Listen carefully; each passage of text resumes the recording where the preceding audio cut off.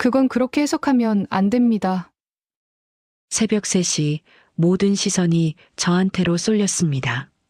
손에 든 서류가 떨렸고 심장은 터질 것처럼 뛰었습니다. 제출기한인 72시간 중 이미 48시간이 지나 있었고 세계 국가정부와 2개의 거대 재단이 우리의 답을 기다리고 있었습니다. 수백억 원의 보조금이 걸린 순간이었습니다. 이 돈은 5만 명의 아이들이 백신을 맞을 수 있는 후원금이었습니다. 이 학생이 맞다면 우리는 지금까지 완전히 잘못된 계약서를 검토하고 있었던 겁니다. 장서우 법무팀장의 목소리가 회의실을 얼어붙게 만들었습니다. 다시 한번 말해보세요. 영어 번역의 아랍어 원문과 완전히 다르다고요? 저는 그저 안내데스크 아르바이트생일 뿐이었습니다. 법학이 전공도 아니고 정규 직원도 아닙니다. 그런 제가 20년 경력의 베테랑 변호사들 앞에서 외부 전문 번역가 3명이 모두 놓친 오류를 지적하고 있었던 겁니다. 하지만 그때 저는 몰랐습니다. 이 사건이 제 인생 전체를 바꿀 거라는 걸요. 야간 근무 틈틈이 책상 아래 숨겨둔 아랍어, 프랑스어 교재를 펴고 몰래 단어를 외웠습니다. 언젠가 난민을 돕는 인권 변호사가 되고 싶다는 꿈을 놓지 않았습니다. 그리고 그날 밤 그 모든 준비된 순간들이 폭발했습니다. 이야기 시작 전 구독과 좋아요 부탁드립니다. 그리고 여러분은 지금 어디서 이 이야기를 듣고 계신지 댓글도 한번 써주세요. 여러분의 이야기도 정말 궁금합니다. 그날도 저는 평소처럼 국제의료 NGO 휴먼케어 얼라이언스 빌딩 1층 안내 데스크에 앉아 있었습니다. 밤 10시가 넘으면 빌딩은 고요해졌고 가끔 야근하는 직원들이 출입증을 찍으며 지나갈 때만 잠실 소리가 났습니다. 저는 그 시간이 좋았습니다. 아무도 저를 신경 쓰지 않았고 그래서 책상 아래 숨겨둔 아랍어 교재와 프랑스어 문법책을 꺼낼 수 있었으니까요. 데스크 모니터에는 방문객 출입 기록이 떠 있었지만 제 눈은 교재 속 문장들을 따라가고 있었습니다. 피난민의 권리, 국제협약, 인도적 지원 이런 단어들을 하나씩 외우며 저는 언젠가 이 말들을 진짜로 사용하는 사람이 되고 싶다고 생각했습니다. 복도 끝에서 아버지가 걸어오는 소리가 들렸습니다. 묵직한 발걸음, 열쇠 뭉치가 부딪히는 소리. 저는 재빨리 책을 덮고 모니터를 들여다보는 척했습니다. 아버지는 경비복 차림으로 제 옆을 지나가며 잠깐 멈춰 섰습니다. 지안아, 너무 늦게까지 있지 마. 네, 아빠. 곧 정리하고 갈게요. 아버지는 더 말하지 않고 계단 쪽으로 걸어갔습니다. 아버지는 이 빌딩에서 15년째 야간 경비로 일하고 계셨습니다. 어릴 때 저는 아버지를 따라 이 빌딩에 자주 왔었습니다. 엄마가 학교 급식실에서 일하느라 저를 돌봐줄 사람이 없던 날들, 아버지는 저를 데리고 출근하셨고 저는 로비 구석 소파에 앉아 숙제를 하거나 책을 읽으며 시간을 보냈습니다. 그때부터였던 것 같습니다. 이 빌딩을 오가는 사람들이 쓰는 말을 듣고 벽에 붙은 포스터 속 외국어 글자들을 보면서 저는 세상에 제가 모르는 언어와 이야기가 너무나 많다는 걸 알게 됐습니다. 그리고 그 언어들을 이해할 수 있다면 누군가를 도울 수 있을 거라고 믿게 됐습니다. 하지만 현실은 그렇게 낭만적이지 않았습니다. 저는 그저 야간 아르바이트생일 뿐이었고 직원들 사이에서는 경비 아저씨 딸이라는 꼬리표가 늘 따라다녔습니다. 복도에서 직원들이 지나갈 때면 이런 말들이 들렸습니다. 아르바이트 학생이 책상에서 공부만 하네. 뭘 배워봤자 여기서 쓸 일이 있겠어? 그 말들이 틀린 건 아니었습니다. 저는 정규 직원도 아니었고 법학을 전공한 것도 아니었습니다. 그냥 여러 언어를 독학하며 언젠가 난민과 이주민을 돕는 인권 변호사가 되고 싶다는 막연한 꿈을 가진 22살 아르바이트생일 뿐이었습니다. 어느 날 밤 저는 데스크 정리를 하다가 누군가 급하게 복사해 두고 간 서류 한 장을 발견했습니다. 영어와 아랍어가 나란히 적힌 계약서 초안이었는데 몇 줄을 읽어 내려가다 보니 문장 하나가 이상하게 느껴졌습니다. 영어 버전에서는 모든 참여 기관이라고 적힌 부분이 아랍어에서는 주관 단체라고 되어 있었던 겁니다. 저는 그게 그냥 번역 실수려니 했습니다. 그리고 그 서류를 분실물 보관함에 넣어두고 잊었습니다. 하지만 며칠 뒤 그 문서가 제 인생을 바꿀 줄은 꿈에도 몰랐습니다. 새벽 4시쯤이었습니다. 평소보다 일찍 출근하신 윤도현 사무총장님이 급하게 엘리베이터에서 내려오셨고 고지어 법무팀 직원들이 하나둘 모여들기 시작했습니다. 보통 이 시간에는 빌딩 전체가 텅 비어 있었는데 뭔가 심상치 않았습니다. 저는 데스크에 앉아 출입 기록을 정리하는 척하면서 3층 회의실 쪽을 힐끔거렸습니다. 불이 환하게 켜져 있었고 사람들의 목소리가 복도까지 울려 퍼졌습니다. 이건 도저히 시간 안에 못 끝내요. 번역 업체 세 곳한테 다 맡겼는데 결론이 제각각이에요. 정부 측에서는 72시간 안에 회신 안 오면 보조금 전액 취소한답니다. 그 말을 듣는 순간 제 심장이 빠르게 뛰기 시작했습니다. 72시간. 보조금 취소. 이건 단순한 서류 작업이 아니었습니다. 저는 조용히 자리에서 일어나 복도 청소를 시작했습니다. 걸레질을 하는 척하면서 회의실 가까이 다가갔습니다.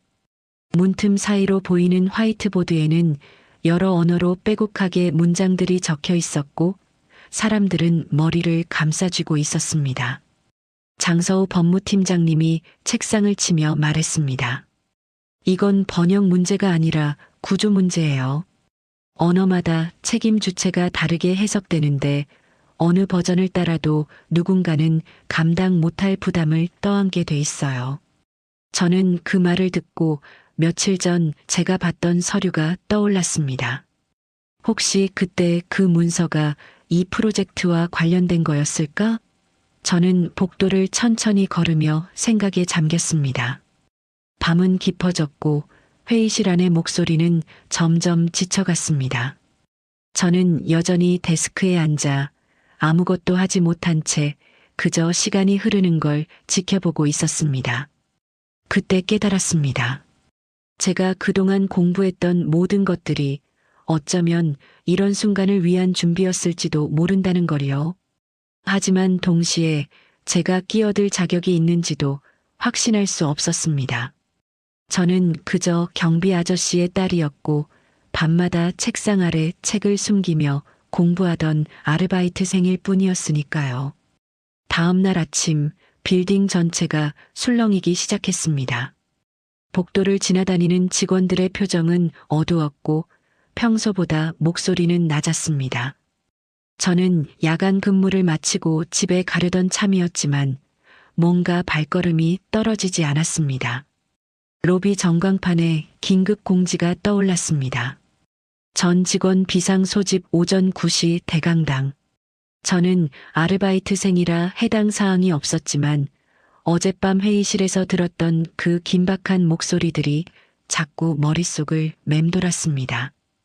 집으로 가는 버스 안에서 저는 휴대폰으로 NGO 내부 게시판을 확인했습니다.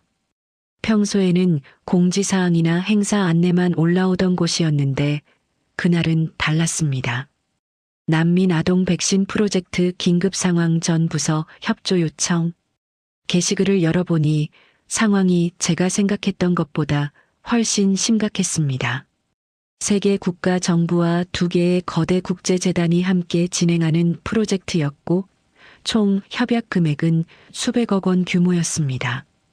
그리고 그 돈으로 중동과 아프리카 지역의 난민 캠프에 있는 아이들 수만 명에게 필수 백신을 접종할 예정이었습니다.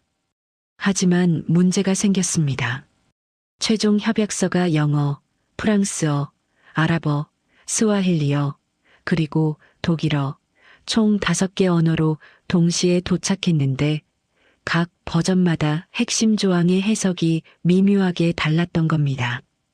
그리고 제한 시간은 72시간.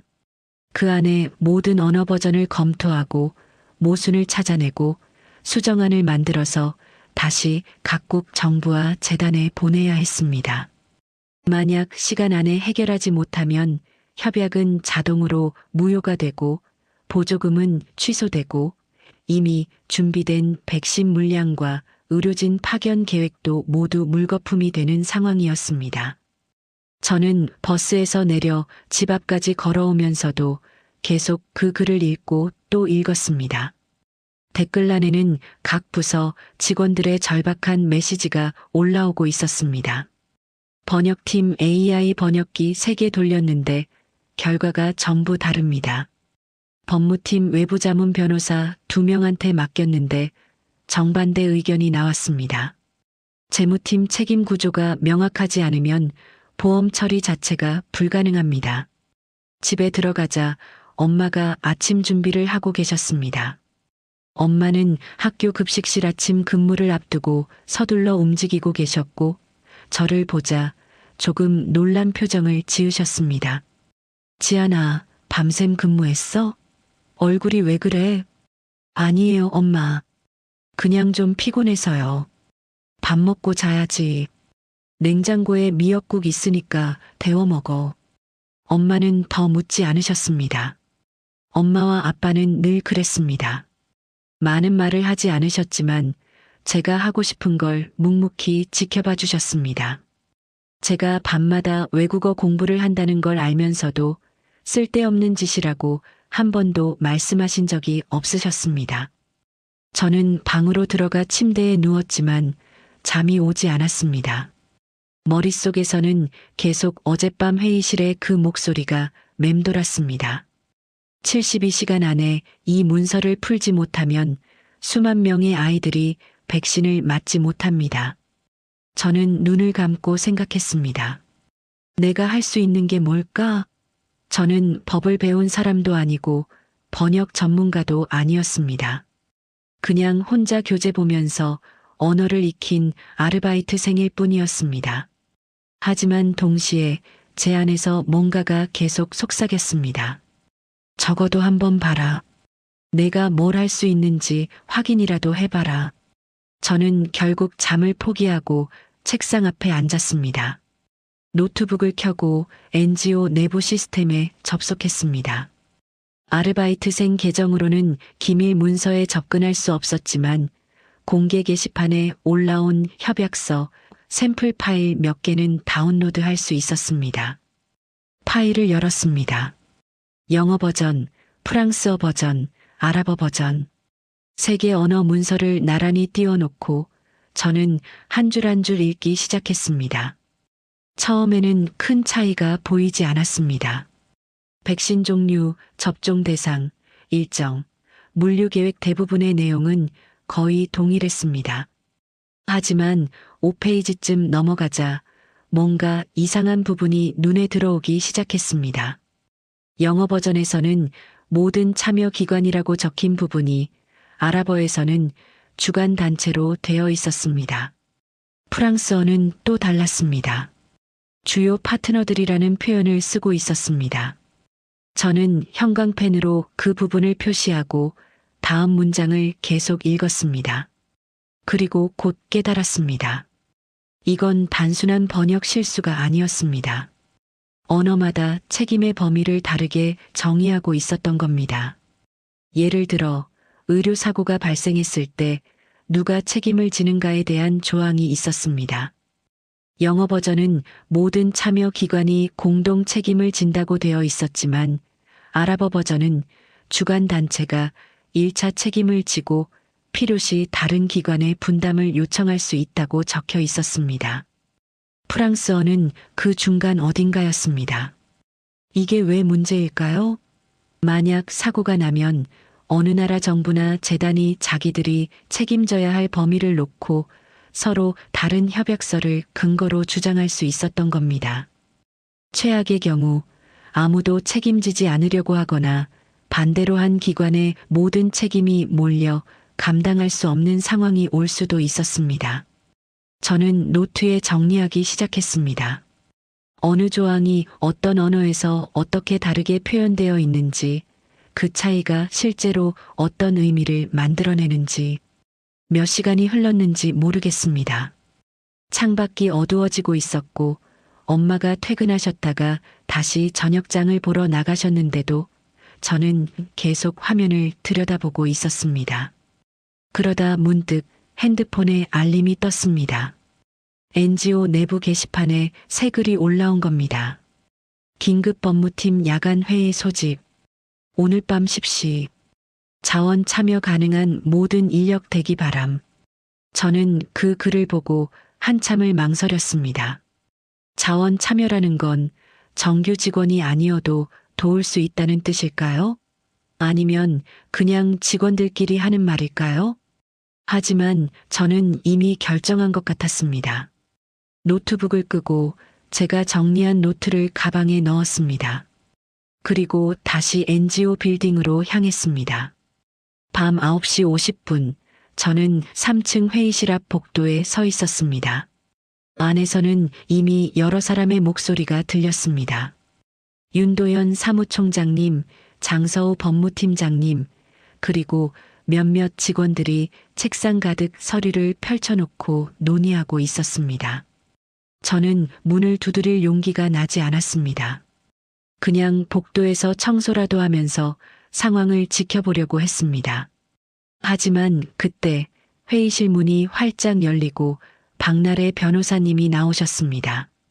나래 변호사님은 법무팀에서 가장 젊은 주니어 변호사였고 가끔 로비에서 마주치면 저한테 먼저 인사해 주시던 분이었습니다. 지한 씨, 여기는 왜 왔어요?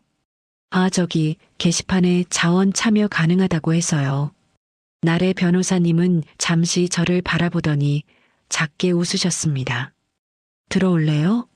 지금 정말 사람 손이 모자라거든요. 저는 그렇게 처음으로 그 회의실 안으로 들어갔습니다. 회의실 안은 전쟁터 같았습니다. 책상마다 서류가 산더미처럼 쌓여 있었고 화이트보드에는 5개 언어로 뒤섞인 문장들이 빼곡하게 적혀 있었습니다. 커피 냄새와 긴장감이 뒤섞여 공기가 무거웠습니다. 윤도현 사무총장님이 저를 보고 잠깐 눈을 크게 뜨셨지만 곧 고개를 끄덕이셨습니다. 장서우 팀장님은 저를 한번 훑어보더니 아무 말도 하지 않고 다시 서류에 시선을 돌렸습니다. 그 표정만으로도 알 수 있었습니다. 도움이 될지 모르겠지만 일단 있어봐라. 저는 구석 의자에 조용히 앉았습니다. 박나래 변호사님이 제 옆으로 와서 속삭였습니다. 지금 가장 큰 문제는 7조예요. 의료사고 발생 시 책임 소재 조항인데 5개 언어가 전부 다르게 해석돼요. 번역 전문가 3명한테 맡겼는데 3명 다 다른 결론을 내렸어요. 저는 고개를 끄덕이며 회의실 분위기를 살폈습니다. 마크진 재무팀장님은 계산기를 두드리며 한숨을 쉬고 계셨고 다른 직원 2명은 노트북 앞에서 번역 프로그램을 돌리고 있었습니다. 장서우 팀장님이 화이트보드 앞에 서서 말했습니다. 일단 정리하죠. 영어 원문은 모든 참여 기관이 공동으로 책임진다라고 되어 있어요. 그런데 아랍어는 다릅니다. 아랍어 문장이 화이트보드에 크게 적혔습니다. 저는 그 문장을 읽으며 속으로 따라갔습니다. 아랍어는 주관 단체가 우선 책임을 진다고 해석할 수 있어요. 프랑스어는 또 애매합니다. 주요 파트너들이라는 표현을 쓰는데 이게 전체를 의미하는지 일부를 의미하는지가 불명확해요. 회의실이 조용해졌습니다. 누군가 깊은 한숨을 쉬었습니다. 윤도현 사무총장님이 말씀하셨습니다.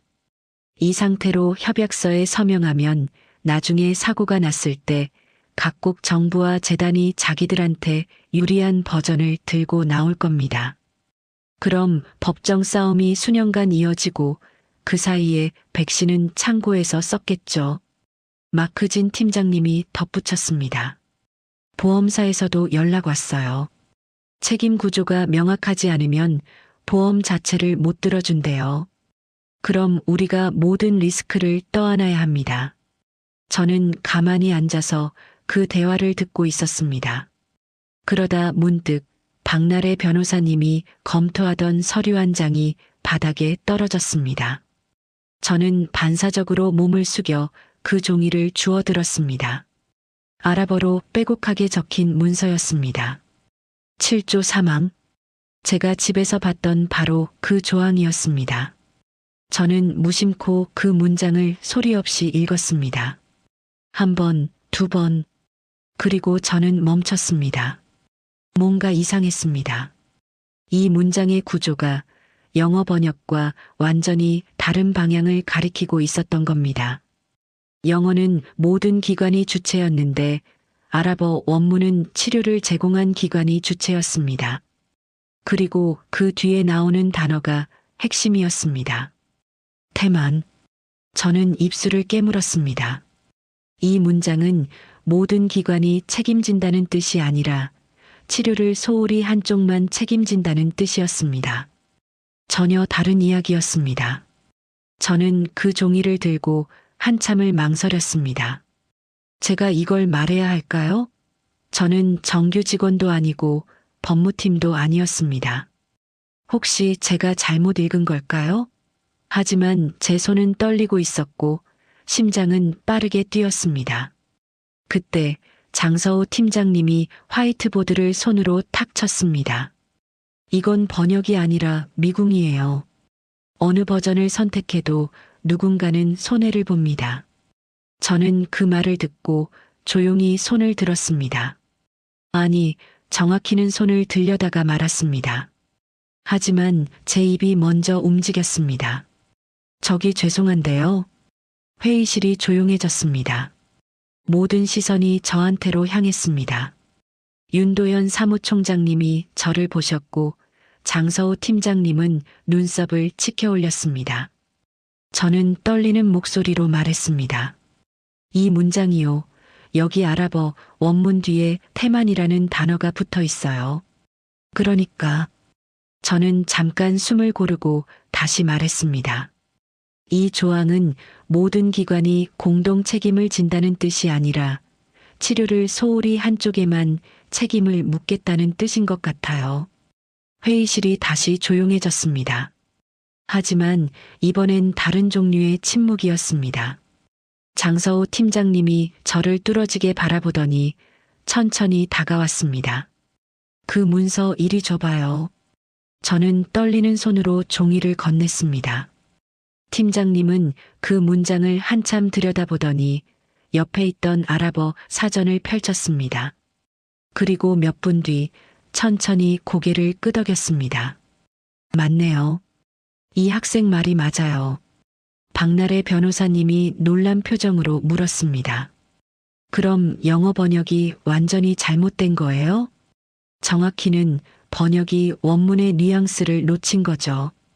영어는 책임 주체를 모두로 확대했지만 아랍어 원문은 책임 주체를 태만한 쪽으로 한정하고 있어요. 이건 법적으로 완전히 다른 의미입니다. 윤도현 사무총장님이 저를 보며 물었습니다. 지한 씨, 다른 언어 버전도 확인해 볼 수 있어요? 저는 고개를 끄덕였습니다. 그리고 테이블 위에 놓인 서류들을 하나씩 펼치기 시작했습니다. 프랑스어 버전, 독일어 버전, 스와힐리어 버전. 저는 각 문서에서 같은 조항을 찾아 한 줄씩 비교했습니다. 시간이 얼마나 흘렀는지 몰랐습니다. 회의실은 다시 조용해졌지만 이번엔 모두가 제 손끝을 지켜보고 있었습니다. 저는 형광펜으로 핵심 단어를 표시하고 노트에 정리하기 시작했습니다. 그리고 마침내 저는 고개를 들었습니다. 원래 구조는 이래요. 5개 언어 모두 사실은 같은 걸 말하고 있었어요. 다만 번역 과정에서 주어와 조건이 뒤섞인 거예요. 저는 노트를 모두에게 보여주며 설명했습니다. 원문의 의도는 이거예요. 의료 서비스를 제공한 기관이 자신의 업무를 태만히 했을 경우에만 책임을 진다. 모든 기관이 무조건 공동 책임을 지는 게 아니라 자기가 맡은 부분에서 잘못한 쪽만 책임지는 구조였던 거예요. 장서우 팀장님이 천천히 고개를 끄덕이며 말했습니다. 그렇게 되면 오히려 명확해지네요. 백신 공급이 잘못되면 공급기관이, 접종 과정에서 사고가 나면 의료진 파견 기관이 책임지는 거죠. 애매하게 모두라고 하는 것보다 훨씬 합리적이에요. 마크진 팀장님도 고개를 끄덕였습니다. 보험사도 이 구조면 받아들일 겁니다. 책임 범위가 명확하니까요. 윤도현 사무총장님이 저를 보며 물었습니다. 지한 씨, 이 구조대로 5개 언어를 다시 정리할 수 있겠어요? 저는 잠깐 망설였습니다. 할 수 있을까요? 하지만 제 안에서 뭔가가 대답했습니다. 해야 한다면 할 수 있어. 해볼게요.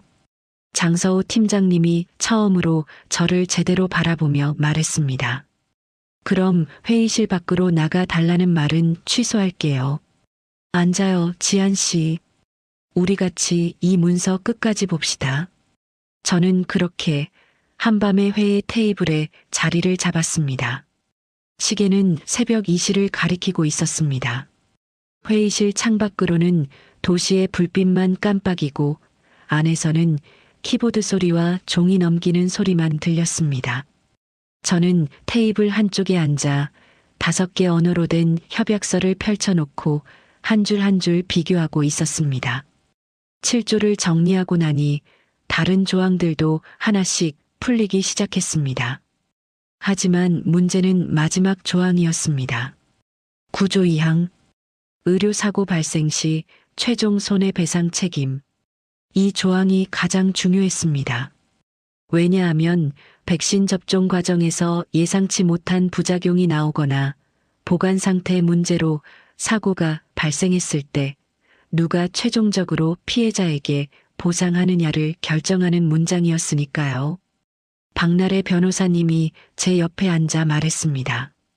이 조항 때문에 외부 자문 변호사 3명이 전부 다른 의견을 냈어요.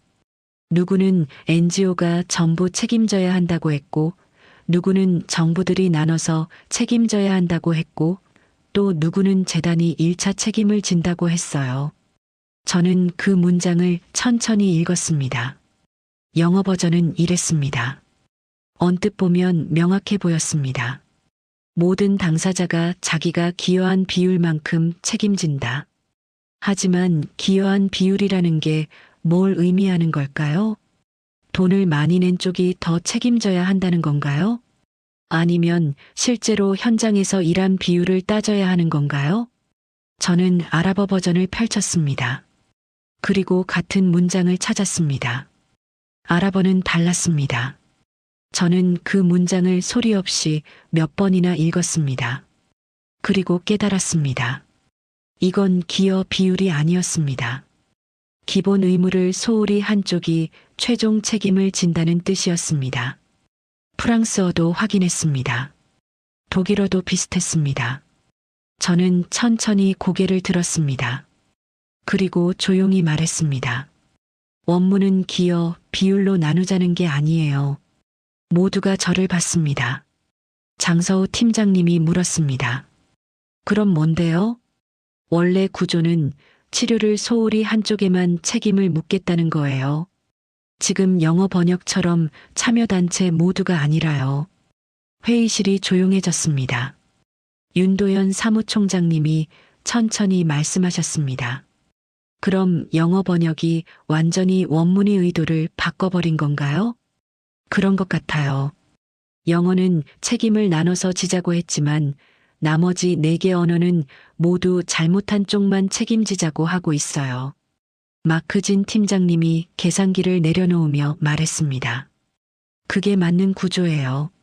만약 백신 보관을 잘못해서 사고가 났는데 접종만 담당한 의료진까지 책임진다? 그건 말이 안 되죠. 자기가 맡은 부분을 제대로 안 한 쪽만 책임지는 게 합리적입니다. 하지만 장서우 팀장님은 고개를 저었습니다. 문제는 영어 버전이 이미 3개 정부와 2개 재단에 다 전달됐다는 거예요. 지금 와서 영어 번역이 잘못됐으니 이 구조로 바꿉시다라고 하면 상대방은 그럼 처음부터 다시 검토하겠다고 할 겁니다. 그럼 72시간 안에 절대 못 끝내요. 저는 입술을 깨물었습니다. 그렇다면 어떻게 해야 할까요? 잘못된 걸 알면서도 시간이 없다는 이유로 그냥 넘어가야 하는 걸까요? 박나래 변호사님이 조용히 말했습니다. 차라리 이렇게 하면 어떨까요? 영어 버전을 나머지 4 언어에 맞춰서 고치는 게 아니라 5개 언어 전부를 하나의 명확한 구조로 통일하는 거예요.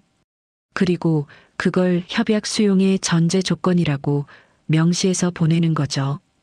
윤도현 사무총장님이 고개를 끄덕였습니다. 그럼 상대방 입장에서는 번역 오류를 수정한다가 아니라 모든 당사자가 합의할 수 있는 명확한 구조를 제안한다로 받아들이겠네요. 맞아요. 그리고 실제로 지한 씨가 찾아낸 구조가 모든 당사자에게 더 공정해요. 각자 자기 역할만 제대로 하면 되니까요. 장서우 팀장님이 저를 보며 물었습니다. 지한 씨, 그 구조대로 5개 언어를 다시 쓸 수 있어요? 이번엔 애매한 부분이 하나도 없게 완전히 명확하게요. 저는 숨을 깊게 들이쉬었습니다. 할 수 있을까요? 제가 정말 이렇게 중요한 문서를 다시 쓸 자격이 있는 걸까요? 하지만 그때 제 머릿속에 아버지의 목소리가 들렸습니다. 아버지는 늘 이렇게 말씀하셨습니다. 지안아, 내가 할 수 있는 일이라고 생각되면 두려워하지 마라. 그냥 해라. 저는 고개를 끄덕였습니다. 해볼게요. 그렇게 저는 노트북 앞에 앉았습니다. 그리고 빈 문서를 열었습니다. 제 손은 떨렸지만 손가락은 움직이기 시작했습니다. 구조 이양 태만으로 인한 의료사고 발생 시 해당 업무를 소홀히 한 당사자가 최종 책임을 진다. 저는 그 문장을 영어로 쓰고 다시 아랍어로 옮겼습니다. 그리고 프랑스어로, 독일어로, 스와힐리어로 5개 언어 모두 정확히 같은 의미를 담도록 한 단어 한 단어 신중하게 선택했습니다. 시간이 얼마나 흘렀는지 몰랐습니다. 커피를 몇 잔 마셨는지도 기억나지 않았습니다.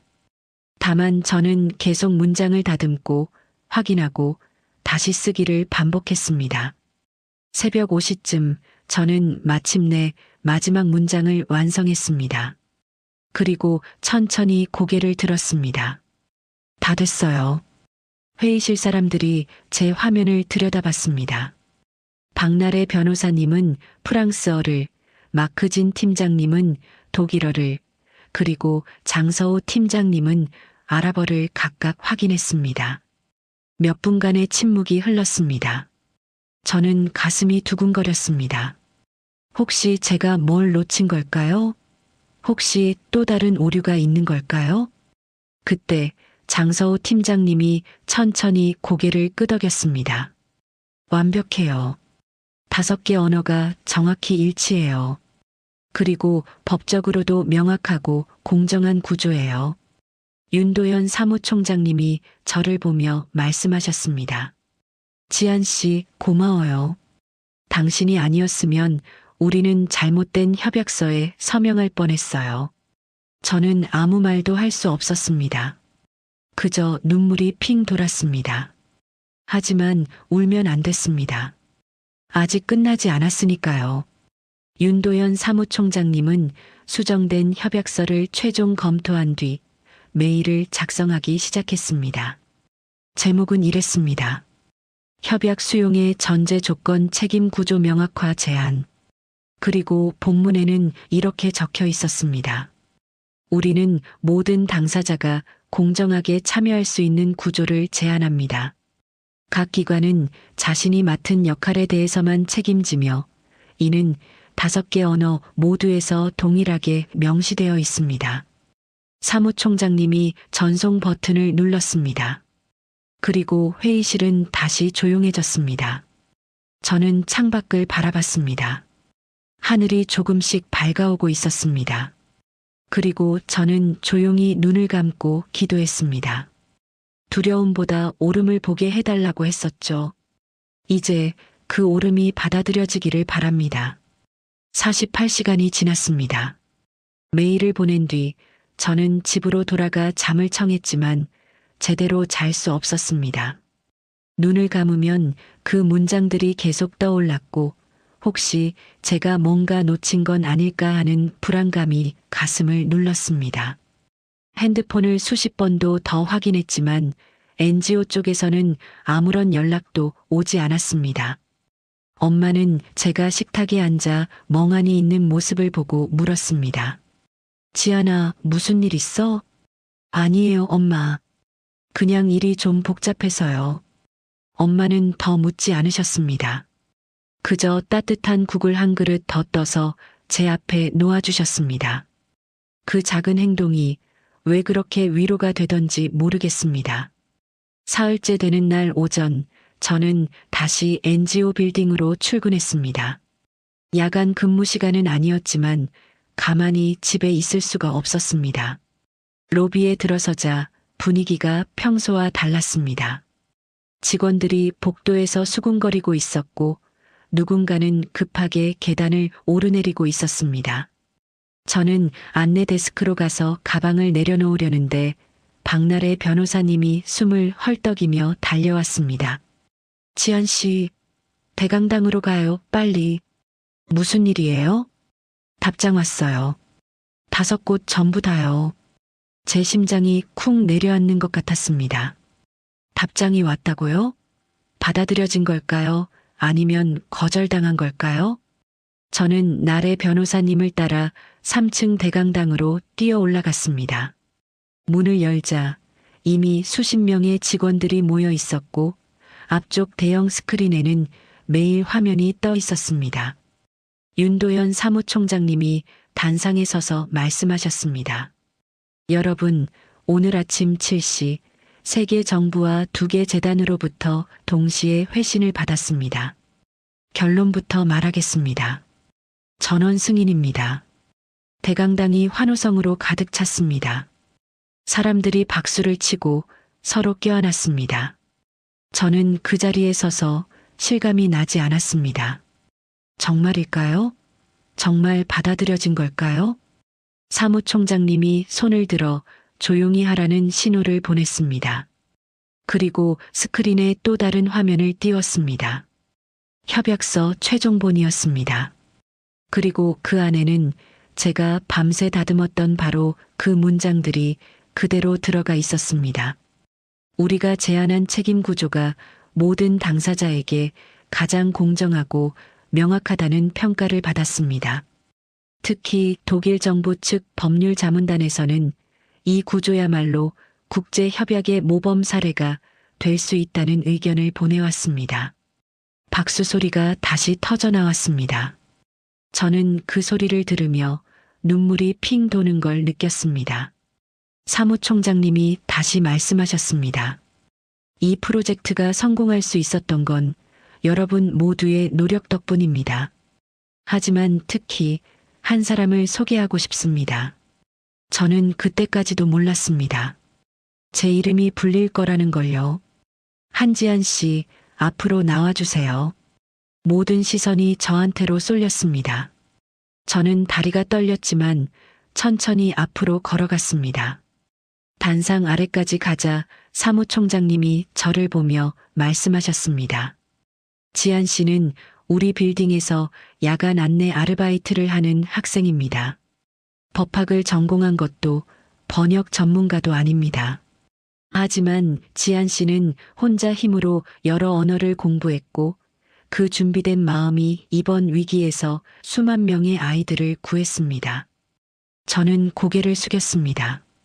너무 부끄러웠고 동시에 믿기지 않았습니다. 사무총장님이 계속 말씀하셨습니다. 지한 씨가 찾아낸 협약 구조 덕분에 우리는 72시간 안에 모든 문제를 해결했습니다. 그리고 앞으로 5년간 중동과 아프리카 15개 난민 캠프의 아동 5만 명이 필수 백신을 접종받을 수 있게 되었습니다. 박수 소리가 다시 울렸습니다. 저는 눈물을 참으려 했지만 결국 흘러내렸습니다. 사무총장님이 봉투 하나를 꺼내 제게 건네셨습니다. 지한 씨, 이건 우리 NGO와 협력하는 국제인권법재단에서 제공하는 전액 장학금 지원서입니다.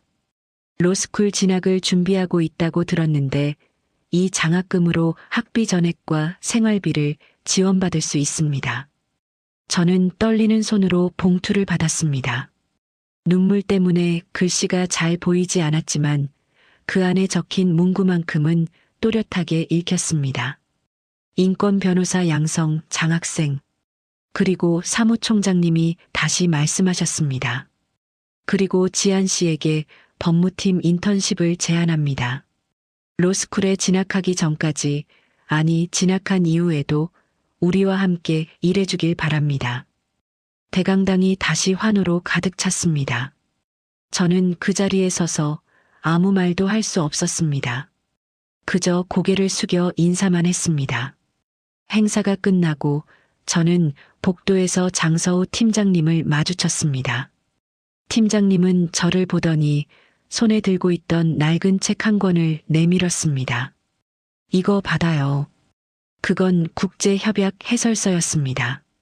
표지는 낡아서 구겨져 있었고 곳곳에 형광펜 자국과 메모가 빼곡했습니다.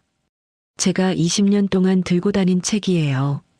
처음 변호사가 됐을 때 산 거죠. 이제 이 책은 진짜로 법의 의미를 이해하는 사람한테 주고 싶었어요. 저는 그 책을 받아들며 물었습니다. 팀장님, 제가 정말 잘할 수 있을까요? 장서우 팀장님은 잠깐 저를 바라보더니 작게 웃었습니다. 지한 씨, 당신은 이미 잘하고 있어요. 출신도 직함도 없는 상태에서 그 누구도 풀지 못한 문제를 풀었잖아요. 그게 바로 진짜 변호사의 자질이에요. 그날 밤 저는 다시 야간 근무를 했습니다.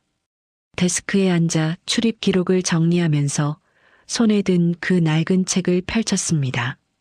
첫 페이지에는 팀장님의 손글씨가 적혀 있었습니다. 법은 약자를 지키는 방패다. 그 방패를 드는 사람이 되어라. 저는 그 문장을 읽으며 조용히 중얼거렸습니다. 네, 그렇게 할게요. 몇 년이 흘렀습니다. 겨울이었습니다. 눈이 내리는 어느 날 저녁, 저는 다시 NGO 빌딩 3층 법무팀 사무실에 앉아 있었습니다. 이번에는 아르바이트생이 아니라 인턴으로요. 책상 위에는 새로운 계약서가 쌓여 있었고 저는 여전히 5개 언어를 오가며 문장을 검토하고 있었습니다. 그날 오전 우편함에 한 통의 편지가 도착했습니다. 로스쿨 합격 통지서였습니다. 저는 그 편지를 손에 쥐고 한참을 멍하니 있었습니다. 박나래 변호사님이 제 옆으로 와서 물었습니다. 축하해요, 지한 씨. 어때요, 기분이? 저는 창밖을 바라보며 대답했습니다. 아직 실감이 안 나요. 그냥 제가 여기까지 온 게 신기해요. 당연히 올 수 있었어요. 당신은 준비돼 있었으니까요. 저는 고개를 끄덕였습니다. 준비돼 있었다. 그 말이 맞는 것 같았습니다. 제가 밤마다 책상 아래 숨겨놓고 공부했던 그 시간들이 아버지를 따라 이 빌딩을 오가며 보고 들었던 모든 것들이 결국 저를 이 자리에 데려온 거였으니까요. 저녁 무렵 아버지가 경비실에서 나오셨습니다. 저는 복도에서 아버지를 마주쳤고 합격 통지서를 보여드렸습니다.